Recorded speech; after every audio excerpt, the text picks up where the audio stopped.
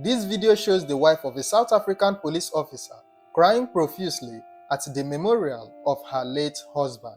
However, some hours after her drama, she would be arrested by the police in connection to his death.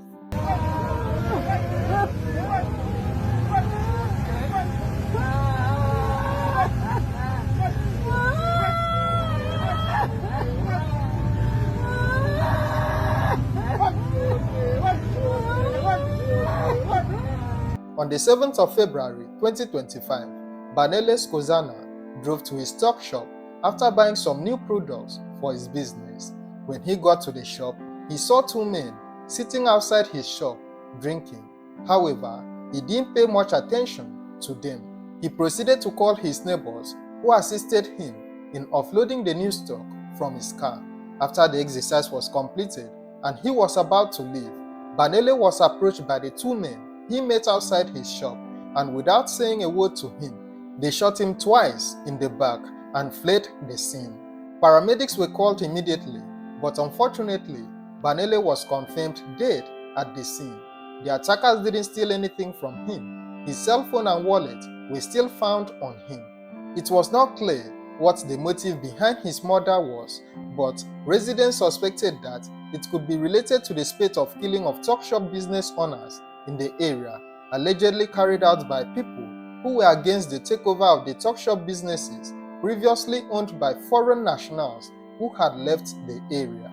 However, investigations will reveal a culprit that no one would have ever imagined. After the paramedics had pronounced Banele dead, a murder case was registered in the Kwatema police station and the police began their investigation. The detectives retrieved the footage from the security camera in Banele's shop. The footage showed the two suspects who approached and shot Banele.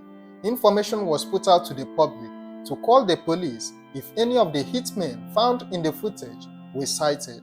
3 days later, some members of the Ekurhuleni Metro Police Department, of which Banele was also a member, along with some highway patrol officers, received a tip from an informant that one of the suspects had been sighted at a hostel in the area. The police hurriedly visited the said hostel, where they arrested a suspect who confirmed to the detectives that he was indeed the one who shot Banele. He pointed out the murder weapon, which he had hidden inside a pillow in his room. The murder weapon, which was a revolver firearm with serial numbers filed off, was secured by the police, and the local criminal record center called to the scene to collect the evidence.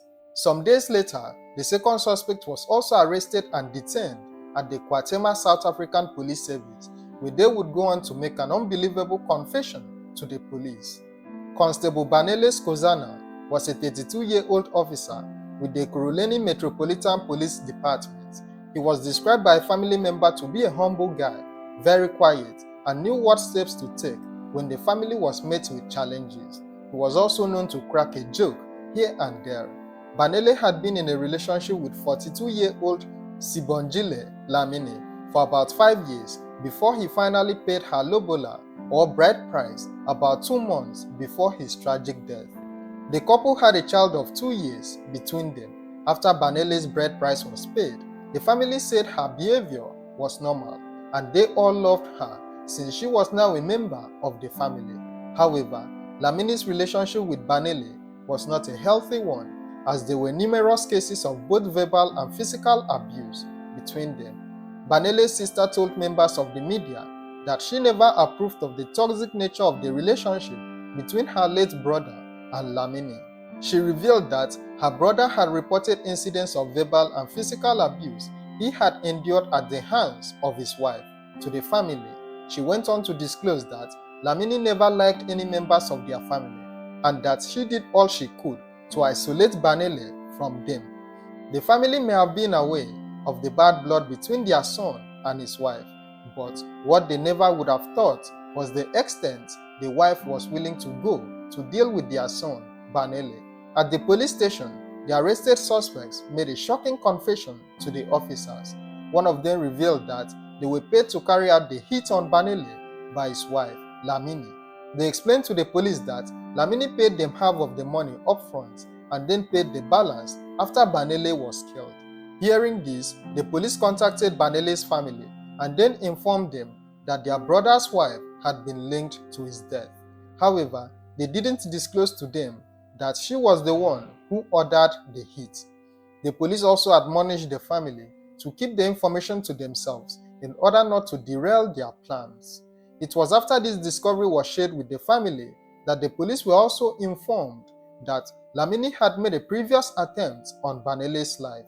According to the family, Banele once ate a meal bought from a certain food outlet only for him to suffer severe stomach cramps that required him to be hospitalized.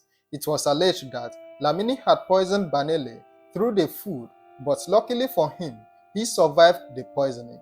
It was also revealed that on the day he was murdered, Banele was off duty because he had been placed on sick leave due to the harmful effects of the poison on his health. The family also disclosed that after surviving the first failed attempt on his life, Banele had kicked his wife out of their shared home in Kwatima. This action may have fueled her desire to make a second attempt on his life. Banele's memorial was held on the 13th of February, just 6 days after his death. At the memorial, Lamini was captured on camera, putting on a show by crying profusely as a procession by her husband's colleagues was going on. On 14 February, just a day after the memorial service, the family was busy making final preparations for Banele's burial when some police officers stormed the venue to arrest Lamini. When they got into the house, Lamini was found sitting on a mattress, crying. She was surrounded by elders who were trying their best to console and also comfort her. Lamini was also holding photos of her late husband with a candle burning beside her.